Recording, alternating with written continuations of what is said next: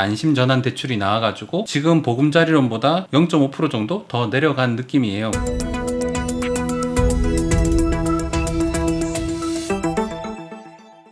밥소장의 부동산 시작합니다. 오늘 할 얘기는 부동산 담보 대출 이자에 대한 얘기를 하려고 합니다. 부동산은 사실 금리 때문에 가격이 많이 요동치고 있죠. 아파트 같은 경우는 값이 내리고 전세도 많이 내리고 있고, 그리고 월세 같은 경우는 오르고 있고. 근데 지금 집을 계약하려는 분들이야 전세로 할지 월세로 할지 이런 것들을 좀 고민하겠지만, 또 어떻게 보면 이미 지금 집을 사서 지금 담보대출을 하고 있는 분들 입장에서는 거의 대부분의 담보대출 자체가 변동금리로 돼 있기 때문에 3개월마다 계속 금리가 뛰어오르는 것들을 체감하고 있지 않을까 싶어요. 그래서 부동산 이자에 대한 부분들을 어떻게 하면 좀 줄여나갈지 많이들 고민하고 계실 텐데, 이 부분을 같이 한번 고민해 보려고 합니다. 주택담보대출이 8%대를 도래했다고 합니다. 작년이나 저작년 같이 지금 되게 저리로 내려갔었을 때, 그때 모든 분들도 그렇지만 특히 젊은 세대, MZ세대 같은 경우가 집을 사야 된다, 집을 사서 내가 아무리 열심히 일해봐야 주택을 사서 내가 집값이 오르는 것보다 훨씬 못하기 때문에 영끌 한다고 하죠. 막 영혼까지 끌어 모아가지고 이렇게 집을 사고 그렇게 많이들 했었습니다. 그런데 웬걸 지금 올해 들어서 계속 기준금리가 오르고 있죠. 그래서 저도 이제 고민을 많이 하고 있는데, 여러분들도 지금 이 부분을 같이 고민을 많이 하고 있는 걸로 알고 있습니다. 그래서 빚에 덫에 걸린 MZ세대, 월급으로는 미래 없어서 그렇게 비투했다가 지금 벼랑 끝에 몰려있다. 힘들 거예요. 지금 뭐 어떤 알바를 하든 어떤 직장을 다니든 간에 그것들의 대출을 좀 이자를 막 메꾸는 게 예전에 비해서 거의 2배 이상 올랐기 때문에 많이들 힘들 거라고 봅니다. 전세대출, MZ세대들 자고 나면 오르는 이자 감당이 안 돼요. 진짜 자고 나면 이자가 막 오르고 있죠. 3년간 주택구입자 30%가 MZ세대다. 맞죠? 사실 지금 젊은 세대들 같은 경우는 투자에 대해서 많이들 생각할 수밖에 없는 그러한 세대인데, 그러한 세대 중에 부동산 같은 경우가 저금리가 되게 낮았기 때문에 저금리 때 이제 집을 사려는 수요가 많아서 전체 주택구입자 수의 30%, 아파트 같은 경우는 또 더 퍼센트가 높겠죠. 30%가 MZ세대인데 연끌 쪽 부담이 현실화되나 라고 되어 있는데, 몇 번 말씀드렸지만 지난번에 5대 시중금리의 주택담보대출 금리 추이를 보게 되면 되게 많이 오르고 있죠. 지금 10월 2일 날 7.6%, 제일 저렴한 것도 거의 5%대에 가까웠는데, 이 퍼센트가 지금 뭐 조만간 바로 또 오를 거예요. 왜냐면 10월 2일 날 이후에 10월 12일 날인가 또 한 번 더 금리를 올렸기 때문에 아무래도 이제 최고는 8%가 훨씬 넘을 거라고 보여집니다. 그래서 지금 주택담보대출을 은행에서 변동금리로 하셨던 분들도 몇 달 전부터 보금자리론으로 좀 바꾸면 좋지 않겠나 해서 보금자리로 갈아타신 분들도 있으시고, 그리고 최근에 안심전환대출이 나와가지고 이거를 좀 알아보거나 하셨던 분들이 있을 텐데, 이 두 가지에 대해서 간단하게 좀 설명을 좀 해보려고 합니다. 자, 보금자리론 같은 경우는 금리가 4.15에서 4.55%로 해서 고정금리로 해가지고 한 50년까지 이렇게 할 수 있는 그런 거라고 해요. 그리고 주택가격은 6억 이하인 주택들 같은 경우는 그렇게 해줬고, 그리고 연소득 같은 경우도 7천만 원 이하면 된다라고 했고, 지난달에 모집이 시작했던 안심전환대출 같은 경우는 지금 보금자리론보다 0.5% 정도 더 내려간 느낌이에요. 그래서 3.8%에서 4.0%, 약간 저소득층 같은 경우는 3.7%까지도 내려갈 수 있는 그런 금리를 가지고 있고요. 그리고 4억 원 이하의 주택가격에 부부 합산 7천만 원. 뭐 이렇게 보면은 누가 봐도 보금자리론보다 안심전환대출이 더 좋죠. 그렇게 돼 있고, 금리의 비교 같은 경우는 보금자리론은 한 50년까지 장기 모기지로 할 수 있다. 그리고 안심전환대출 같은 경우는 30년까지 가능하지만 금리가 보금자리론에 비해서 저렴하다라고 해서, 처음에 이 보금자리론 하셨던 분들이 안심전환대출이 나오자마자 좀 후회하셨던 분들도 많아요. 왜냐면은 다른 대출들은 안심전환대출로 전환이 가능했어요. 그런데 그 전환 조건에 보면은 은행에 변동금리를 하신 분들이 전환이 가능한데, 보금자리론 같은 경우는 고정금리이기 때문에 안심전환대출로 전환도 안 되는 거예요. 전환하려면 대환을 하거나 갚거나 해가지고 바꿔야 되는데, 그래 되면은 중도상환 수수료도 또 나올 거고요. 뭐 그런 부분들 때문에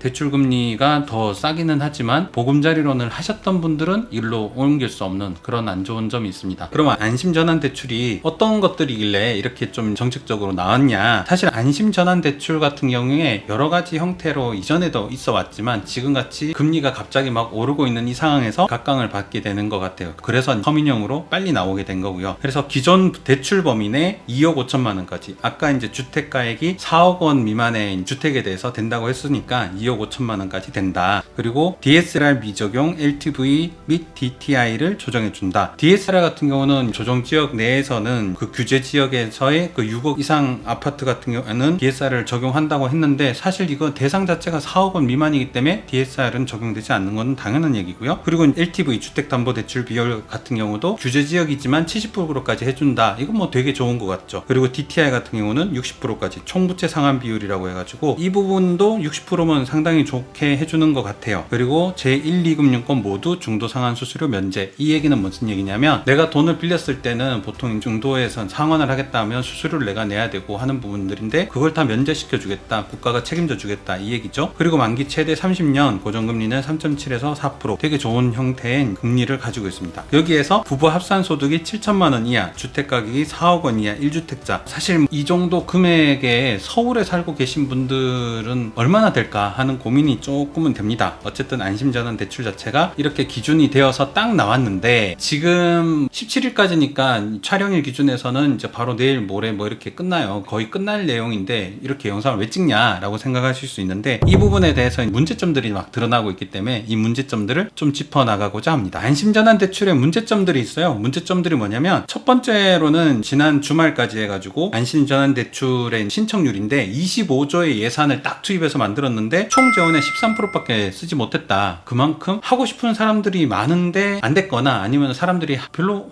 호응하지 않는다라는 뜻이겠죠. 그래서 주택 가격이 4억 원 미만의 이제 주택에서 대해서만 한다고 하니까, 서울의 거의 대부분인 아파트에 사실 건데 그 아파트가 아무리 싼 것도 4억을 다 넘어간다는 얘기죠. 지금 8월 달에 수도권 매매 가격의 중위 가격 이제 평균으로 쳤을 때 거의 다 6억이 넘는다. 4억 원이라고 하면 도대체 어떤 주택을 대상으로 한 거냐, 거의 할 수 없다라는 얘기고, 그래서 이게 17일 날 끝나고 난 다음에는 바로 한 6억까지는 확대를 할 것이다. 이렇게 되면 아까 설명했던 보금자료 나고 거의 조건이 같아지죠. 그렇게 되면 보금자리는 아까 말씀드렸다시피 안심전환 대출로 전환이 안 되잖아요. 근데 금리는 더 높죠. 그럴 때면 안심전환 대출을 쓰시지 않고 보금자리론을 선택하셨던 분들, 보금자리론이 6억까지 되기 때문에 자기 집은 4억이 넘지만 하셨던 분들이 역차별을 좀 받겠다라는 얘기가 되는 거죠. 또 하나는 뭐냐면, 이게 보통 부동산 담보대출 같은 경우는 길게 가요. 모기지처럼 한 30년, 40년, 50년 이렇게 갚는 형태인데, 30년 동안 주택담보대출이 4%대의 고정금리라는 게 맞는 얘기냐, 어떻게 보면은 예전에 지난 한 4, 5년 동안 2% 미만, 1.7% 아니면 0.5%대의 금리로 살아왔잖아요. 그 왔던 입장에서는 4%도 비싼 거라고 느껴지고 있어요, 아직까지는. 근데 이제 지금의 금리가 고금리가 되고 기준금리 자체가 4%가 되고 막 주택담보대출이 8%가 되는 상황에서는 4%가 너무나 고마운 건데, 한 2, 3년 안에는 다시 좀 안정화가 되지 않겠어? 라는 그런 고민들이 있으신 거죠. 그래서 지금 내년에는 아마 이거에 대한 조금 더 보완이 된 안심전환 대출이 나온다고 합니다. 그래서 주택 가격이 9억 원까지도 가능한 그런 안심전환 대출이 된다고 하니까, 오늘 이 영상에서 시기도 다 끝났고 그렇게 하지만 지금이라도 또 안심전환 대출 검색해서 들어가 보시면 아마 6억대까지 신청할 수 있는 그런 조건들이 나온다고 합니다. 그리고 제가 뉴스를 또 보니까 몇 가지 문제점들이 더 있어요. 사실 이게 주택담보대출이잖아요. 주택담보대출의 특징이 뭐예요? 담보라는 거죠. 담보라는 거는 어떻게 보면 저당권을 잡힌다는 거죠. 이게 물건이거든요. 물건이라는 거는 내가 그 집을 담보로 해서 빌렸기 때문에 내가 다른 형태의 상황들과는 별도로 생각을 할 수 있다는 얘기예요. 예를 들어 제가 딴 데서 사채빚을 막 갖다 썼어요. 근데 그 사채빚하고 이 담보대출하고는 상관이 없는 거예요. 근데 이제 이 안심전환대출의 문제점 중에 하나가 뭐냐면, 나뿐만 아니라 배우자도 신용불량자가 있으면 안 돼요. 연체라든가 여러 가지 금융적으로 이제 점수가 낮거나 했었을 때는, 내가 내 집을 담보로 걸고 빌리는 집인데도 불구하고 내 배우자가 약간 신용불량자가 돼 있다라고 하면은 이걸 못 쓰는 거예요.